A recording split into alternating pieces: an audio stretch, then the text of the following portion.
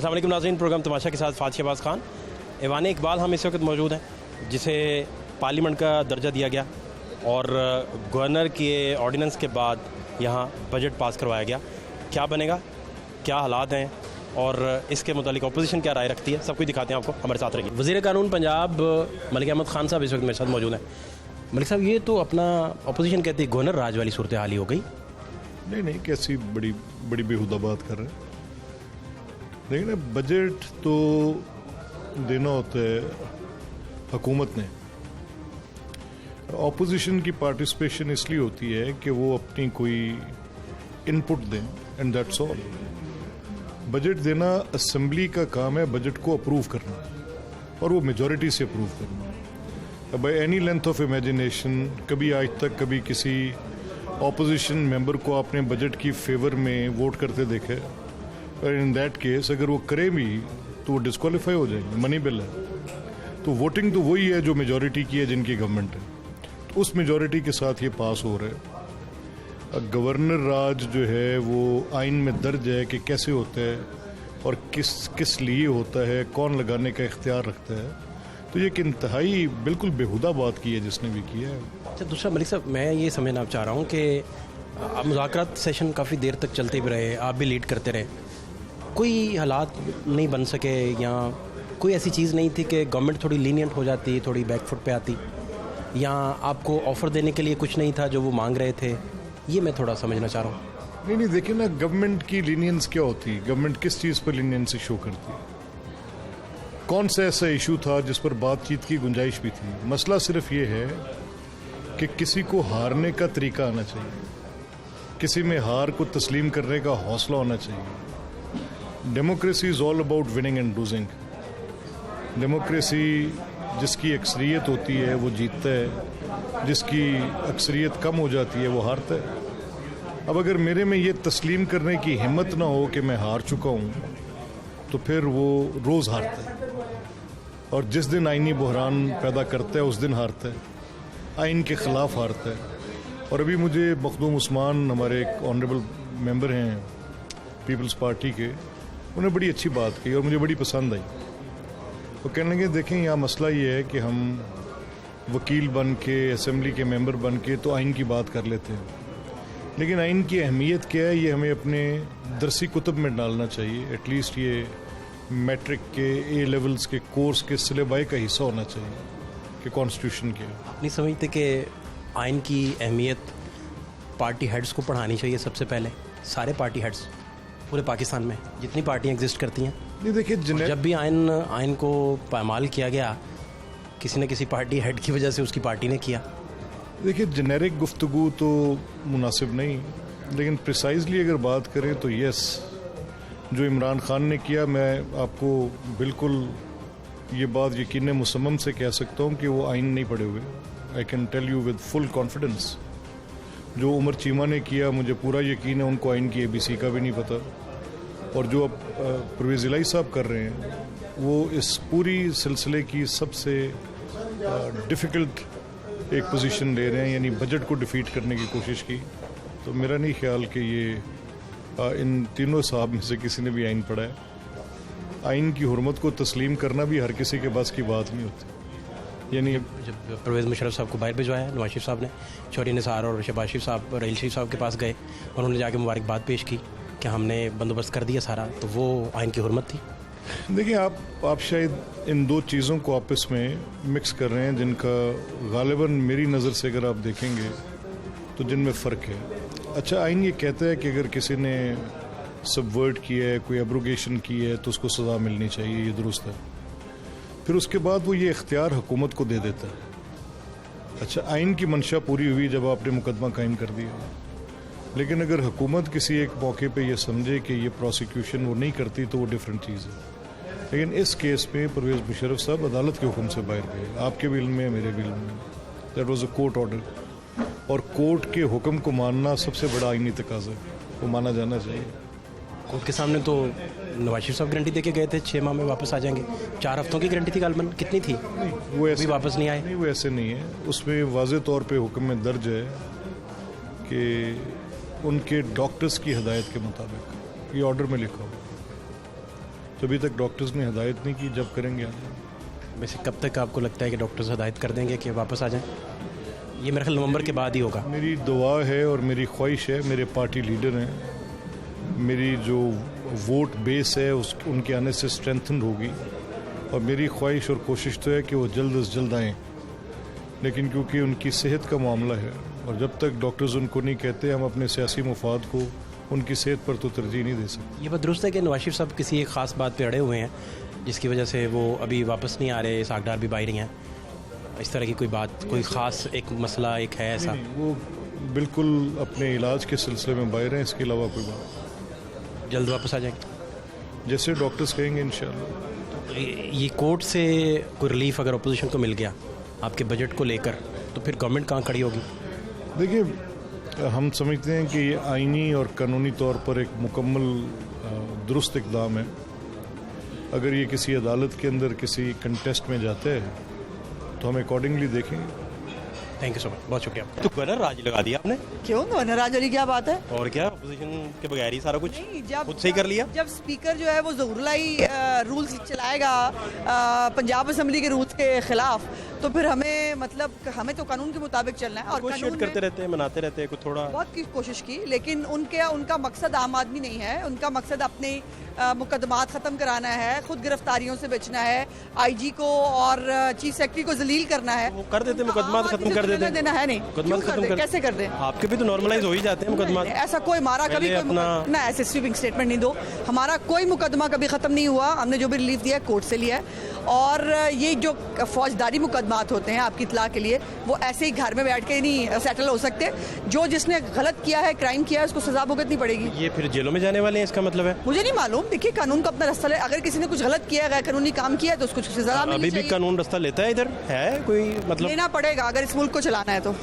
Thank you. Tarar साहब, ये क्या गवर्नर राज ही लग गया आज तो सूबे में? देखिए, बात ये है, इन्होंने वज़ीर आला का इलेक्शन 4 दफ़ा मुलतवी किया, डिप्टी स्पीकर पे हमला करवाया, गवर्नर ने अपने ओहदे से दस्तबरदार होने से इनकार किया, नए गवर्नर की तैनाती को ब्लॉक किया, आईने पाकिस्तान का मजाक उड़ाया गया। तो हमने सब्र तहम्मुल से काम लिया, हम कोर्टों में गए, कोर्ट में जाके हमें जब रिलीफ मिला तब हमने हुकूमत संभाली। काबीना का हल्फ 1.5 महीने बाद हुआ। अब 2 दिन से परवेज़ इलाही साहब और हुक्मरान जो साबका हुक्मरान जमात है PTI, वो इस कोशिश में थे कि हमारे केस ख़त्म करें तो बजट पास होगा।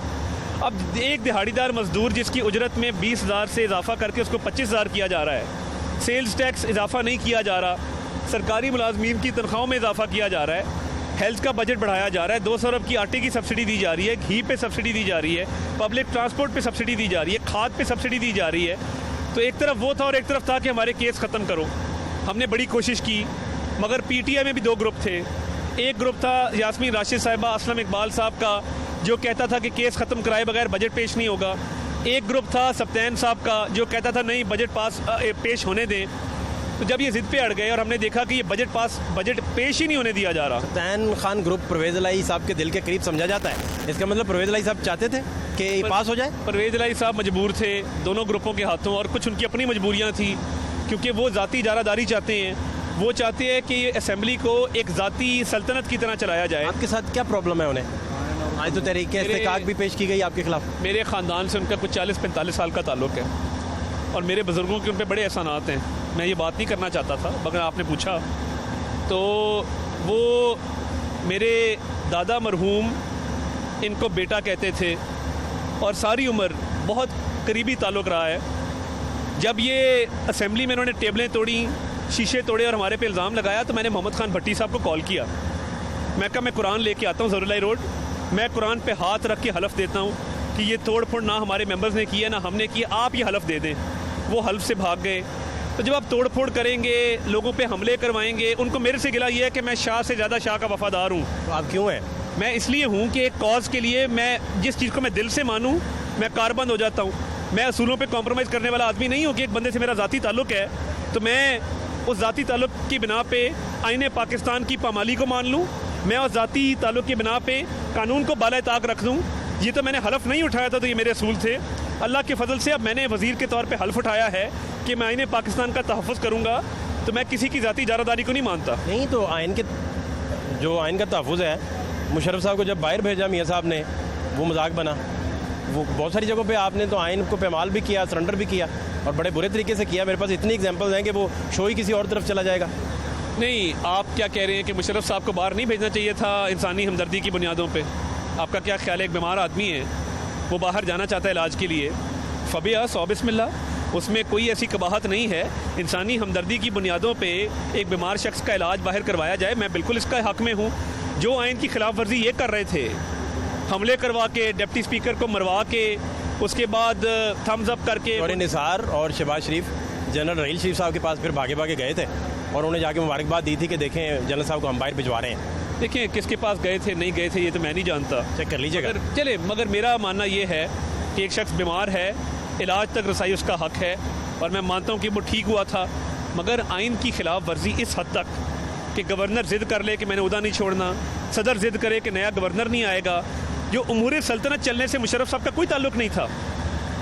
उमूर सल्तनत का जो मामला है कि आप सल्तनत की उमूर को, सूबे के जो उमूर हैं उनको चलने से ही रोक दें। अपनी ज़ाती ज़िद के पीछे कि मैं वज़ीर आला नहीं बना, तो आपके तो हम घर आए थे आपको वज़ीर आला बनाने, दुआए खैर हो गई थी, आपने ठोकर मारी। क्या हुआ था दुआए खैर के बाद?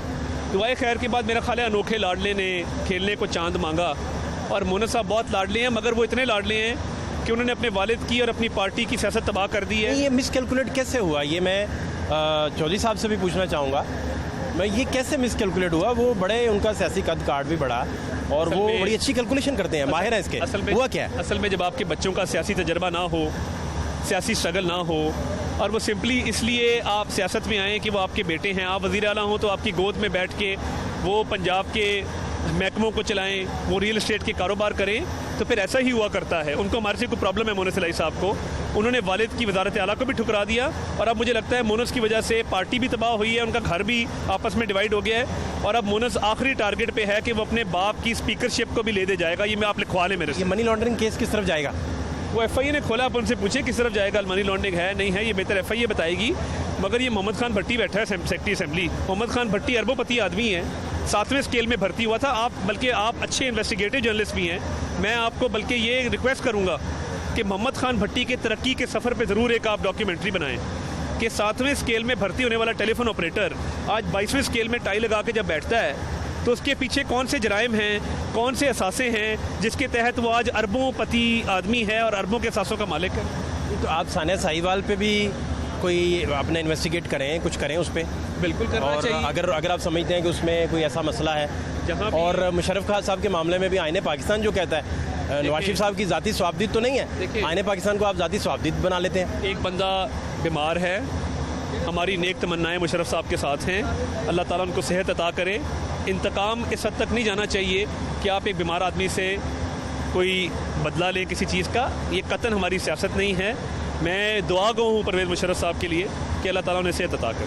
बहुत शुक्रिया, थैंक यू सो मच। खैरियत? अल्हम्दुलिल्लाह, बहुत क्या शुक्रिया। बजट पे रद्द-ए-अमल है आज? जी, पहली बात यह है कि आज जो एक आर्डीनेंस इशू हुआ है गवर्नर पंजाब की तरफ से, जिसमें जो ऑटोनॉमी ऑफ जो असम्बली है उसको ख़त्म किया गया है और जो असम्बली सेक्रेटेरिएट है उसको मिनिस्ट्री ऑफ जो लॉ है उसके नीचे कर दिया गया है। ये कानून 2019 में जब मैं चीफ मिनिस्टर था, हमने असम्बली को अख्तियार दिया है कि वो अपने जितने बिजनेस हैं, जितने मामलात हैं, वो उसमें खुद मुख्तियार हैं और पंजाब कैबिनेट ने उसकी अप्रूवल दी थी। जिस तरह पार्लियामेंट ऑफ पाकिस्तान है, इसी तरह पाकिस्तान के जितने भी सूबाई असम्बलियाँ हैं वो खुद मुख्तियार हैं, तो इसी तरह हमने पंजाब में भी अप्रूवल दी थी, लेकिन आज उसको ख़त्म किया गया और इसके बाद आज जो असम्बली का सेशन हुआ उसमें उसको रिपील किया है असम्बली ने, जिस आर्डीनेंस को। तो ये असम्बली के पास अख्तियार होता है कि वो किसी आर्डीनेंस को रिपील कर सके। तो इसे आप अनकॉन्स्टिट्यूशनल फिर समझते हैं? अनकॉन्स्टिट्यूशनल समझते हैं? जी डेफिनेटली अनकॉन्स्टिट्यूशनल समझते। तो अभी आने वाले दिनों में क्या देखने हैं फिर? कोर्ट जाएंगे फिर? क्यों सर, कोर्ट जाएंगे दोबारा? जमहूरियत का खिलवाड़ कर रहे हैं। देखें, जिस तरह मैंने अर्ज किया था कि जब ये कोई आर्डीनेंस इशू होता है तो उसके बाद असम्बली उसको रिपील कर सकती है, तो वो उसको पावर है, उन्होंने एक रिपील किया है। आप कल हाथ भी दिखा रहे थे, उसमें कोई वज़ीर आला की लकीर दोबारा नजर आई? कोई ऐसी कोई बात नहीं है, ऐसी कोई बात नहीं है, ये तो किस्मत की बात होती है जिसकी जेल भी जा सकते हैं आप? जी, जो जेल जाने के चांसेस भी हैं? आप भेजना चाहते हैं? मैं क्यों, आप पे कुछ इल्जाम आते हैं, एलिगेशंस हैं, तो उनका जवाब देंगे, ऐसी कोई बात नहीं। मोहन साहब पे काम शुरू हो गया, मोहन साहब पे आज FIA ने पर्चा दिया। हमारा दामन साफ है, हमने कोई करप्शन नहीं किया है और अल्हम्दुलिल्लाह हम तमाम जगहों पे तमाम चीज़ों का जवाब देंगे, ऐसी कोई बात नहीं है। ये सब इल्ज़ामात हैं, गलत बातें हैं, मीडिया ट्रायल किया जा रहा है और हमारे ऊपर जो मुख्तलिफ डिपार्टमेंट्स हैं उनको टास्क मिला हुआ है, वो काम कर रहे हैं हमारे ऊपर। कोई बात नहीं, अल्लाह ताला खैर करेगा। हमारा इमरान, आपके अपनी सियासत के लोग, आपके करीबी लोग कहते हैं कि इमरान खान साहब बुज़दार साहब को अगर हटा देते टाइम पे तो शायद ये हालात ना आते। ये बात ठीक है? देखें, अर्ज़ ये है कि जितना अरसा मैं चीफ मिनिस्टर रहा हूँ, आप खुद असम्बली के प्रोसीडिंग कवर करते रहे, आपको कभी किसी किस्म की कॉन्स्टिट्यूशनल क्राइसिस या इस किस्म की कोई बात या किसी के साथ कोई ज़्यादती कभी आपने सुना है कि मेरे दौर में किसी के साथ हुई हो? किसी के साथ हमने नाजायज़ नहीं किया और न करने दिया, और जहाँ तक मुझे पता चला मैंने बिल्कुल नहीं करने दिया, चाहे जो भी था। हमने इंसाफ का साथ दिया। स्पीकर जो है स्पीकर सूबाई असम्बली जो है, उन्होंने पॉलिटिकल सेल बना दिया अपना डेकोरम का ख्याल रखने के बजाय। पीटीआई का वो पॉलिटिकल सेल है। अर्ज ये है, इसमें इसको आप समझते नहीं कि ये अर्ज ये है कि हर चीज़ के लिए एक दायराकार और एक कानून का एक प्रोसीजर मुतय्यन है। हर किसी को उसके अंदर रहना चाहिए, कानून और आइन को फॉलो करना चाहिए, तो उसमें सबकी भलाई है। स्पीकर न्यूट्रल नहीं होते? स्पीकर न्यूट्रल नहीं होते जी?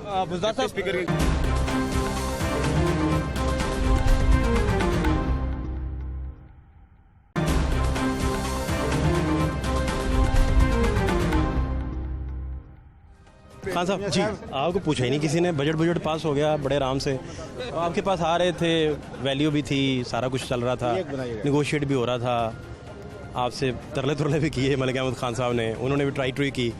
सियासी कार्ड गलत नहीं खेल गए आज? देखें, बात यह है कि जो बजट पास उन्होंने किया, पेश किया, ले की है, उसकी कानूनी हैसियत नहीं है। अब देखें, हमारी पार्टी का एक अपना स्टैंड है, PMLN का एक अपना स्टैंड है। अगर मलिक अहमद खान की बहैसियत, मलिक अहमद खान शायद मैं बहुत ज़्यादा इज़्ज़त करता हूँ, लेकिन जब पार्टी का कॉन्फ्लिक्ट आता है तो हम अपनी दोस्तियां यारियां छोड़ के हम अपनी पार्टी के साथ खड़े होते हैं। हमारी पार्टी का ये स्टैंड था कि ये बजट ले करें, और कल रात ये स्टेज आ गई थी जहां 3 दफ़ा स्पीकर ने कहा कि जनाब आप बजट ले करें, लेकिन उनमें से बजट ले किसी ने भी नहीं किया। और अभी हाउस चल रहा है और वो व्हाट्सएप पे कह रहे हैं कि सर गवर्नर साहब ने प्रोरोग कर दिया है। ओ भाई, गवर्नर साहब ने कैसे प्रोरोग कर दिया है? गवर्नर साहब असेंबली को लिखेंगे, असेंबली वाले उसको वसूल करके नोटिफाई करेंगे। आप सिर्फ एक छोटी सी बात चेक कर लें कि राइडर तो उनका था ना, बंदा जो गवर्नर का प्रोरोग का ऑर्डर लेके आया था वो तो गवर्नर का था ना, हमारा तो नहीं था, असेंबली का तो नहीं था। आप यही चेक कर लें कि वो कितने बजे आया, उसने कितने बजे दिया, आया ही नहीं, और व्हाट्सएप पे बता रहे हैं। इस तरह इजलास प्रोरोग यानी वसूल ही नहीं हुआ ना, वसूल ही नहीं हुआ, ये गलत है। तो हमारा असेंबली के रिकॉर्ड पे भी नहीं है, आप उन्हीं से चेक कर लें, उन्हीं के राइडर से पूछ। अब कोर्ट से रिलीफ की उम्मीद रखे इंशाल्लाह, क्योंकि legally we are correct. Legally वो उनका जो बजट है वो दुरुस्त नहीं है। हमने जो आज यहाँ किया है वो 25 बजट बना लें। देखिए, मेरी बात सुने, फाइनेंस बिल को ऑपोजिशन के बगैर वो कैसे करेंगे, नंबर 1। नंबर 2, जो कट मोशंस होंगी वो ऑपोजिशन के बगैर। इसका मतलब ये था, असल जो लुबे लुभाब है वो ये है कि इनके पास मतलूबा तादाद पूरी नहीं है, और ये चाहते हैं कि जो कट मोशंस हैं वो कट मोशंस हम बुलडोज करके और यही रगड़ा रुगड़ा दे के, और हम असेंबली का जो ये बजट जो ले है आगे कट मोशंस भी करवा लें, पास भी इसी तरह करवा लें। ये बताएंगे, आपका बड़ा वसी तजर्बा भी है जी। चौधरी परवेज़ इलाही साहब का बतौर स्पीकर, उसकी इंडिपेंडेंसी की बजाय उसे पॉलिटिकल सेल बना देना तरीके इंसाफ का, और डाखाना ना रहना स्पीकर ऑफिस का, ये कितना आप इसे बेहतर समझते हैं या कितना ये गलत है? स्पीकर हमेशा कस्टोडियन ऑफ हाउस है। स्पीकर को आखिर कोई जमात तो वोट देती है, लेकिन चौधरी परवेज़ इलाही को आप ये तो देखें ना कि कोई एक ऐसी जगह बताएं जहां चौधरी परवेज़ इलाही ने गलत काम किया हो। चौधरी परवेज़ इलाही ने कहा कि IG और चीफ सेक्रेटरी आए, उन्होंने कहा जी वो तो नहीं आ सकते। हमजा साहब ने कहा कि मैं आ जाऊंगा, वो नहीं आ सकते, मैं उनके महतात हूं, वो मेरे महतात नहीं है। चलो जी, चीफ सेक्रेटरी और IG के महतात हमारे चीफ मिनिस्टर साहब हो गए, बात खत्म हो गई, हमने जिद छोड़ दी। देखें, सबसे बड़ी बात मैं मीडिया के जरिए ये कहूंगा कि एक हाथ में आईन पाकिस्तान, जिसकी हर बंदे पे इज्जत करना वाजिब है, फर्ज है। एक तरफ पे आईन पाकिस्तान और दूसरे हाथ से वो इशारे जो मेरे हाथ में तस्बीह है, मैं तो नहीं कर सकता। तो ये अगर आप इस बात को समझें, ये खुदा न खास्ता हमारी बेइज्जती नहीं हुई, ये आईन पाकिस्तान की बेइज्जती हुई है और इनको ट्रायल आईन पाकिस्तान की बारे में समझा जाता है कि आप चौधरी साहब के दिल के बहुत करीब हैं। अच्छा, और इसी वजह से मैं सवाल पूरा करने दे, आप फिर जवाब दीजिएगा। अच्छा। फिर ये तारड़ साहब अभी फरमा रहे थे, तारड़ साहब थोड़ी देर पहले मैंने उनसे गुफ्तगू की, वो कह रहे थे कि आप ये नहीं, अपोजिशन लीडर साहब चाहते थे कि बजट पास हो जाना चाहिए, लेकिन यास्मीन राशिद ग्रुप और उनके साथ बाकी 3 मेंबर्स का भी उन्होंने नाम लिया। चौधरी साहब भी यही चाहते थे कि हो जाए, लेकिन मजबूर थे, उन्होंने कहा ऐसी कोई बात है। थोड़ी सी तौसीह कर दूं, 1 मिनट, मैं ये तौसीह कर दूं कि मैं बजट पास करना नहीं चाह रहा था, मैं चाह रहा था बजट को ले करे। अभी तो ले की बारी है ना, पास तो कट मोशंस आएंगी, उस पे बहस मुबाहिसा होगा, तो उस पे तो टाइम लगेगा। ये हम जमहूरी लोग हैं, हम सियासतदान हैं। मैं यकीनन ये चाहता था कि जो चौधरी परवेज इलाही साहब ने 3 दफ़ा उनको बुलाया है, 3 दफ़ा, तो उनको आना चाहिए, वो आए और अपना बजट ले करें। Thank you. मैं बिल्कुल ये चाह रहा था, बहुत शुक्रिया। क्योंकि कानूनी तरीका ये था। ठीक, कैसे हैं आप जी? अल्लाह का शुक्र है, ठीक ठाक। ठीक है आप, तो फिर आप मान जाते, डेडलॉक खत्म करते, वो देखें इजलास उन्होंने उधर करके बजट पास करवा लिया। नहीं देखिए ना, डेडलॉक तो हमारी तरफ अब आपके पास कोई मनाने नहीं आया करेगा, तो आपकी वैल्यू क्या रहेगी फिर? नहीं, डेडलॉक तो उनकी तरफ से था। मुझे बताइए कि आईजी और चीफ सेक्रेटरी के आने में क्या हुज्जत थी? क्या वो हमेशा बजट सेशन में मौजूद नहीं होते? ऐसी क्या हुज्जत थी कि वो तो पुलिस लेके पार्लियामान में आके पार्लियामान की धज्जियां भी उड़ा दें, ख़वातीन के साथ मारन पीट करें, और जो उनके बड़े लीडर अता तारड़ ने जो हरकत की, एक हाथ में आइन की किताब और दूसरे हाथ से जो उन्होंने फौहश इशारे किए ख़वातीन के हवाले से, जो उन्होंने देखकर जो गंद मचाया, उसके हवाले से क्या किया? माजरत उस पर कर ली मेरा ख्याल। माजरत नहीं की, मैंने अपने आंखों से देखा, कानों से सुना। उसने कहा मुझे दोबारा मौका मिला मैं फिर करूंगा। मेरे प्रोग्राम में कहा उन्होंने। हाँ, तारड़ साहब आपको तो बाहर निकाल दिया आज ईवान से, चीफ सेक्रेटरी बुलाने का और आईजी बुलाने का मुतालबा भी है। देखिए, मैंने बतौर सूबाई वजीर आईने पाकिस्तान को मैं बहुत मुकद्दस किताब समझता हूँ, मेरे दिल के बड़ा करीब है, मैं रोज़ पढ़ता हूँ। तो मैंने आईने पाकिस्तान के तहत हल्फ लिया। तो मुझे आज जब उन्होंने कहा कि आप स्ट्रेंजर इन द हाउस और बाहर चले जाएं, पहले मैंने रेजिस्ट किया, मगर फिर मैंने सोचा कि ये 12 करोड़ अवाम का बजट है जो आज पेश होने जा रहा है। इसमें एक दिहाड़ीदार मजदूर की माहाना उजरत को 20,000 रुपये से 25,000 रुपये कर दिया गया है। एक तनख्वाहदार मुलाजिम जो स्केल 1 से लेके 19 तक है, उसकी तनख्वाह में 30% इजाफा किया गया है। तो मेरी अना अड़े आ जाए और मैं जिद करूं परवेज इलाही के साथ, जिसकी उम्र 74 साल है, कि मुझे हाउस में बैठा रहने दें और मैं बजट में रखना डाल दूं। मैंने बतौर एक पाकिस्तानी, बतौर एक मुहब्बे वतन, मैं बड़ा पेट्रियाटिक पाकिस्तानी हूँ। मैं आपको एक वाकया ब्रीफली सुना देता हूँ। मैं दुबई में बड़ा हुआ, तो मैं स्कूल में पढ़ता था। तो मेरा एक हिंदू टीचर था, वेंकटेश उसका नाम था। उसने था पाकिस्तान की बात की, पाकिस्तान के खिलाफ। मैं खड़ा हो गया, मैंने उसको आड़े हाथों लिया, उसको मैंने नौकरी से निकलवाया उस स्कूल में से। तो मैं इस तरह का पाकिस्तानी, मैं तो नॉनसेंस बर्दाश्त नहीं करता, मगर मैंने आज सिर्फ इस मुल्क की खातिर, इस पंजाब के अवाम की खातिर सबज किताब आइन की पकड़ी, लहराई, और मैंने कहा मैं वजीर हूँ, ये मेरा राइट है कि मैं हाउस में मौजूद रहूं। आपकी रूलिंग आई है, मैं बजट में रखना नहीं डालना चाहता, मैं अंडर प्रोटेस्ट वॉकआउट करता हूं। तो ये होती हिम्मत और ये होती हौसला, ये अल्लाह ताला देता है। अगर आप 74 साल की उम्र में बैठ के जिद करें इसको बाहर निकाल दो, तो मेरा तो कुछ नहीं गया। आप जरूर एक जिद और अना में आके आपने आज मेरे साथ जिद लगाई और मैं बाहर तो चला गया, मगर आप मुझे बाहर निकाल के भी हार गए। एक जिद आप लोगों ने भी शायद लगाई हुई है, FIA को डील करते हैं राना सनाउल्लाह साहब, मोनस साहब पे आप मुकदमात कायम कर रहे हैं मनी लॉन्ड्रिंग के, और साथ आप ख्वाहिश कर रहे हैं कि बजट पास हो जाए। अब 25 को आप शेलिंग करते हैं, 25 से और आज के दिन में कितना फर्क है? चंद दिन पहले आपको तो पता था बजट आना है। आप कभी कमाल कांस्टेबल के घर गए फाद साहब? जाइएगा, उसके यतीम बच्चों से पूछिएगा जाके कि 25 को शेलिंग हुई थी, कहाँ हुई थी, कैसे हुई थी। जब वो बताएंगे ना कि उनके बाप के सीने में गोली मारी गई थी शेलिंग से पहले, तो जो बच्चे की सिसकियां थी ना, उसकी जब डेड बॉडी पड़ी थी और पंजाब पुलिस का झंडा लगा हुआ था, मैं तो नहीं भूल सका। हमारे पे कोई इल्जाम है, बताएं किधर FIA की FIR? हमें तो देखें, खवातीन की बात हुई, वो जी खवातीन चादर चार दीवारी का तकद्दुस पामाल हो गया। जब मरियम बीबी को सजाए मौत की चक्की में बंद किया गया, जहां सज्जा करने की जगह नहीं थी, चूहे छोड़े गए। शहबाज शरीफ साहब की एक बेटी, उनको थोड़ा सा आईसाइट का प्रॉब्लम है।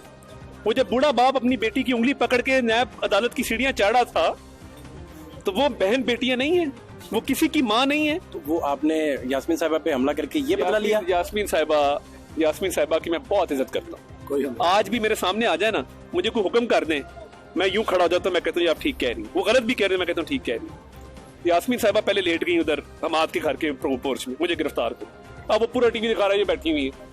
उसके बाद डाले में चढ़ गई, 3 दफा उतारा है कि भाई नहीं गिरफ्तार करना, आपको क्या कर रही है, फिर डाले में चढ़ जाए, फिर उतारो, फिर डाले में चढ़े, फिर उतारो। फिर उन्होंने अच्छा वो दिखाया, बड़ा मजालिम हो रहे जी, डंडे मारे पुलिस वाले गाड़ी को। आपने देखा उससे पहले क्या हुआ, उन्होंने एक पुलिस वाले को नीचे देने की कोशिश की। तो ये खेल नहीं खेलना चाहिए, मुनासिब नहीं लगता। अभी इस डेडलॉक का क्या करेंगे? देखिए बात ये है, बिजनेस एडवाइजरी हुई ना, अब कुछ अब्बू अपने बच्चे भी ले आए, मतलब वो मुल्क साहब बैठे हुए थे आज बिजनेस एडवाइजरी में, मलिक नदीम कामरान के 5 बच्चे, वो आगे अंदर जगह खत्म हो जाएगी अगर हर बिजनेस एडवाइजरी का मेंबर अपने बच्चों को साथ ले आए। मुनासिब नहीं है, जिद छोड़ें, अनाज छोड़ें, और इस मुल्क के गरीब आवाम के लिए हम एक मौका पैदा करें कि उनको हम बहाल कर सकें, उनकी जिंदगियों में आसाइशें ला सकें। प्रॉब्लम क्या है, परवेज इलाही साहब कलाकार बन रहे हैं, जो इदारों के और इदारों के सरबराहान के खिलाफ इमरान खान साहब हमले कर रहे थे ना खैबर पख्तूनख्वा हुकूमत के तहत, पंजाब में वो प्लेटफॉर्म फराम करना चाहते हैं कि वो यहां से भी काम शुरू हो जाए, 2 सूबों की हुकूमतें हों और हम चढ़ दौड़ें।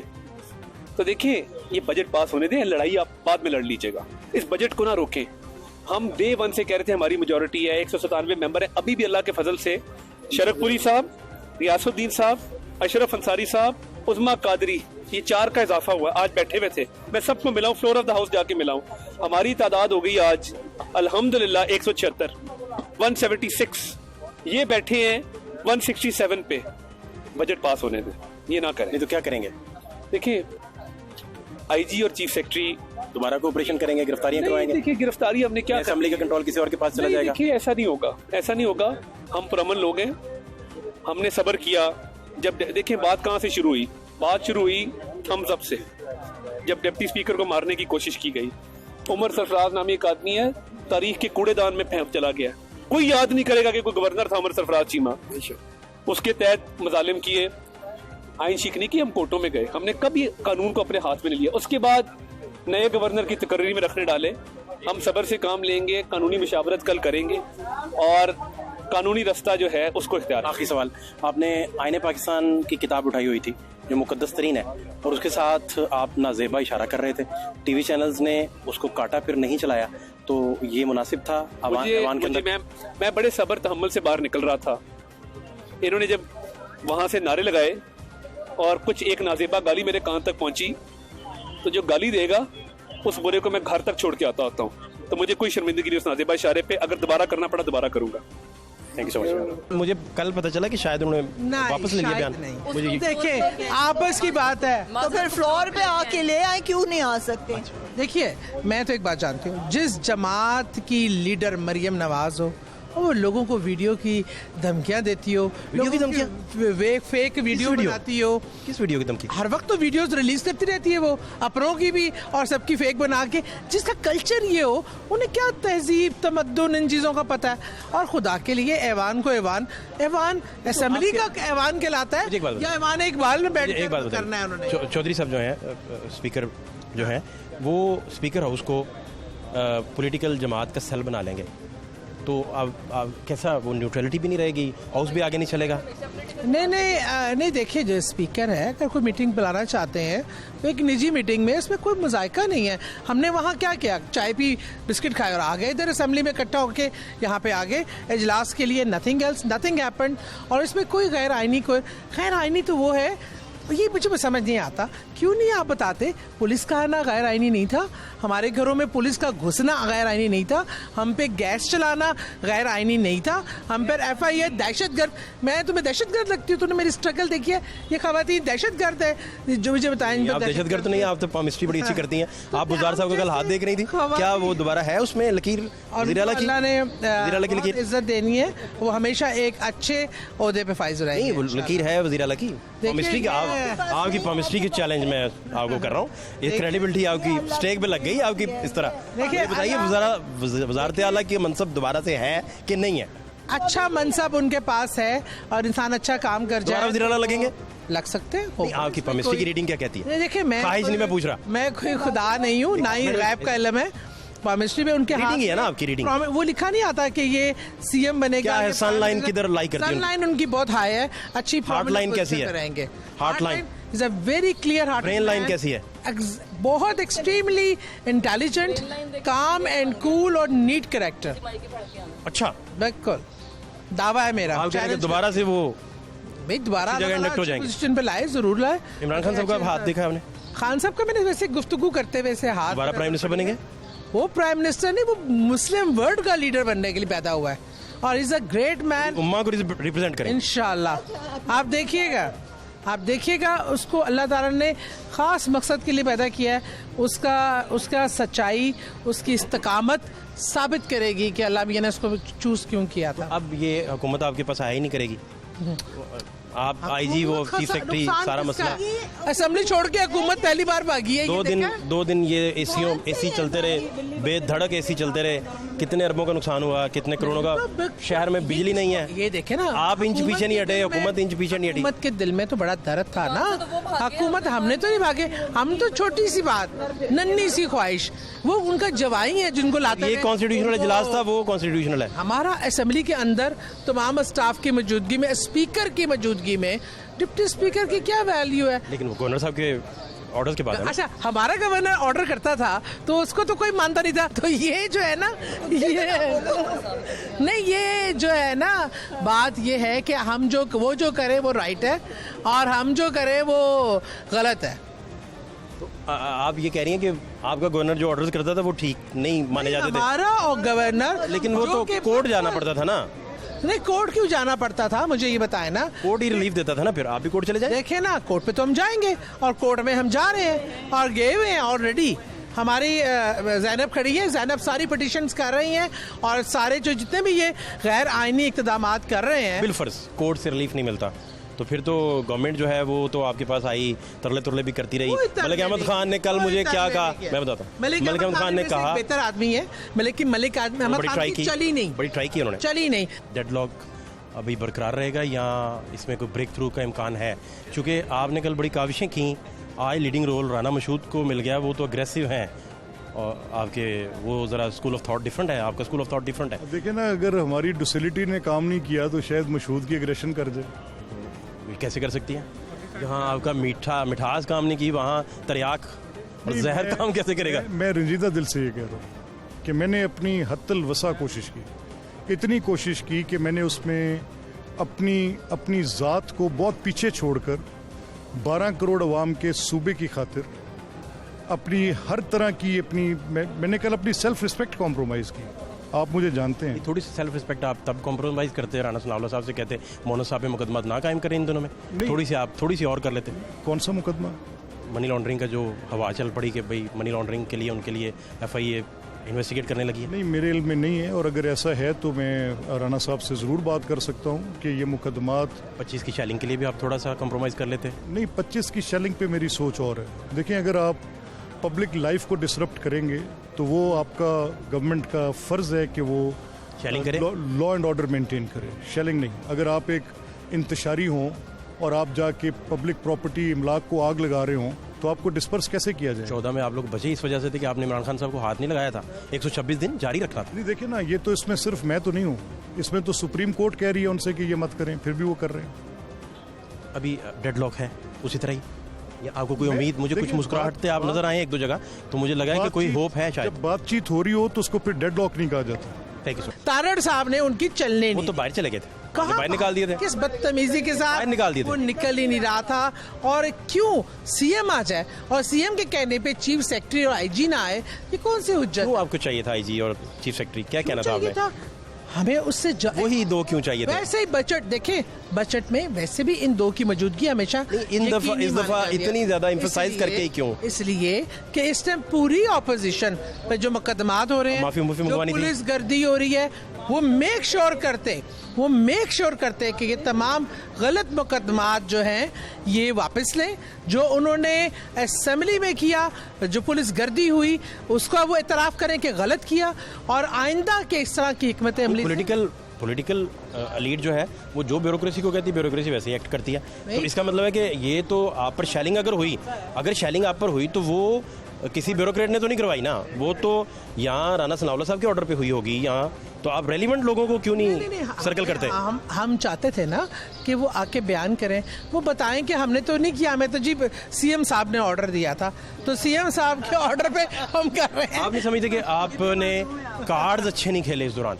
आप अगर कार्ड्स अच्छे खेलते तो एक वैल्यू सेट रहती है अपोजिशन की। आप देखें ना, बजट पास आज हो जाएगा, इसके बाद अपोजिशन को कौन पूछेगा? अगर आपको कोर्ट से भी रिलीफ नहीं मिलता तो फिर बात तो वहीं आ गई कि आप बुज़दार साहब का हाथ देखेंगे, वो आपका हाथ देखेंगे, बात वहीं की वहीं रहेगी। देखिए बात सुने, अपोजिशन यहाँ कार्ड खेलने नहीं आई ना, कार्ड देखने आई है। सियासी कार्ड होते हैं ना जी, सियासी कार्ड मुझे पता है, मैं समझ सकती हूँ कि हमने यहाँ मसलियतन एक असूली मौक़िफ़ था जिसपे हमारा था, और इसमें मेरे ख्याल में कोई गैर ऐसी फरमाइश नहीं थी जो पूरी नहीं की जा सकती।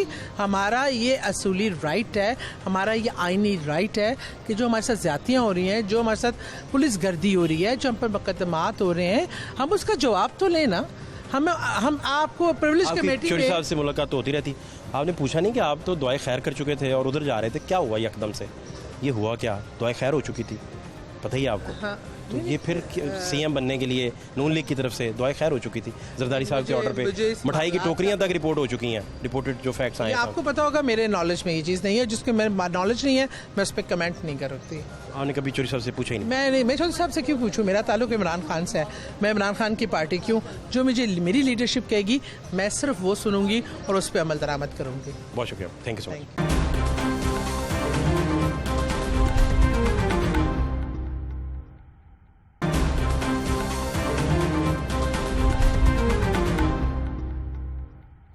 सबसे तजर्बाकार पॉलिटिशियन है आप, ये गवर्नर राज नहीं है, उसी टाइप की चीज़ें, अपोजिशन के बगैर ही बजटिंग हो गई, सारा कुछ हो गया।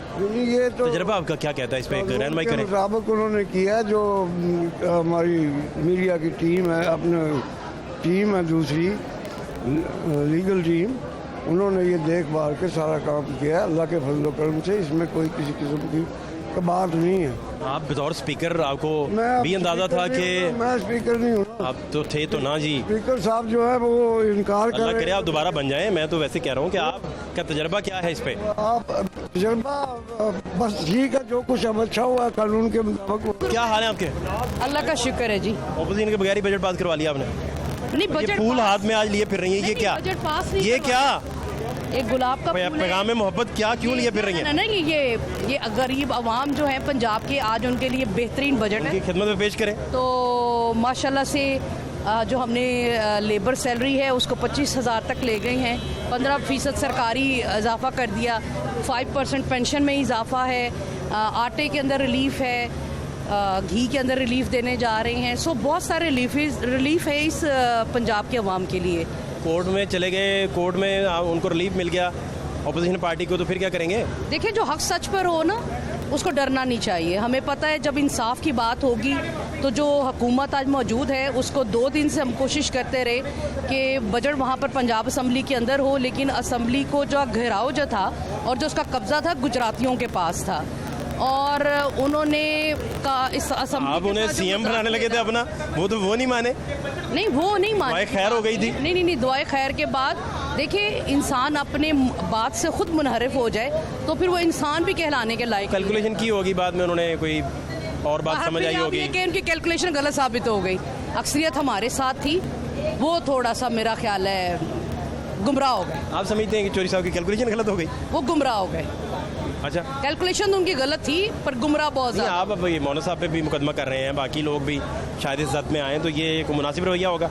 विक्टिमाइजेशन नहीं हो जाएगी? जो आप कहते थे हमारे साथ विक्टिमाइजेशन हो रही है। हमने कभी नहीं कहा हमें कि आप हमारे ऊपर पर्चे करते रहे, हमने भी जेलें काटी हैं, पर्चे काटे हैं, पर्चे हुए हमारे खिलाफ, पथराव होता रहा, लीडरशिप के ऊपर तक पथराव होता रहा। हमारी लीडरशिप अपनी बेटियों बहनों के साथ अदालतों में पेश होते रहे। लेकिन आज मुझे बड़े अजीब सी बात लगती है, जो पुलिस को रोनती हुई गाड़ियाँ गुजर जाए, आप उसको अपना हीरो बना लेते हैं। गाड़ी किसको गुजर गई? डॉक्टर यास्मीन राशिद साहबा की गाड़ी देखें, हमारे लिए बड़ी ऑनरेबल है। बट उन्होंने अगर उनका एक्ट देखे, हमने तो नहीं दिखाया, मीडिया ने पुलिस दिखाया। शेलिंग कर रही थी उनके ऊपर, गाड़ी आगे से पुलिस ने रोकी हुई थी, तो फिर जब उसने आगे से गुजारनी है, जब आप कानून का रास्ता खुद रोकेंगे तो कानून तो हरकत में असूली तौर पे आएगा। मुझे ये बताएं, आपकी गवर्नमेंट हो या किसी की भी गवर्नमेंट हो, असूली तौर पे पुलिस का पॉलिटिशियंस के रास्ते रोकना मुनासिब है? इमरान खान साहब के दौर में पुलिस का जवाब है 126 दिन के धरने में आपकी हुकूमत इसलिए बची थी कि टच नहीं किसी को आपने किया था और जैसे था चलने दिया था। फहद, बात इसमें ऐसी है कि जब आप खूनी इनकलाब की बात करेंगे, जब आप लोगों को तेल छिड़क कर मारने की बातें करेंगे, जब आप ये बताएंगे कि हम हमलावर होने जा रहे हैं, तो फिर तो कानून अपना रास्ता बनाएगा, फिर तो कानून आपको रोकेगा। आप कहें कि हम भी मार्च करने गए, एक गमला तक टूटा, इस्लामाबाद तक पहुँचे हैं, वहाँ जलसा किया, तमाम मामलात हुए, मुझे बताइए किसी एक आदमी को भी ज़रब पहुँची? तो लिहाजा जब आपके बयान और फिर एडमिट करें खुद लीडरशिप कि मेरे साथ जो लोग थे उनके पास असला था, मैंने देखा था, वहाँ पर ऐसे मामलात हो जाते, फिर आपके कांस्टेबल को शहीद कर दिया जाता है, फिर आपके पुलिस वालों को गंदी गालियाँ दी जाती हैं, तो आप वो वर्दी को गिरबानों से पकड़ते हैं, तो फिर कहीं ना कहीं तो कानून हरकत में आएगा, फिर आप मासूम नहीं करार दिए जा सकते। बहुत शुक्रिया, थैंक यू सो मच।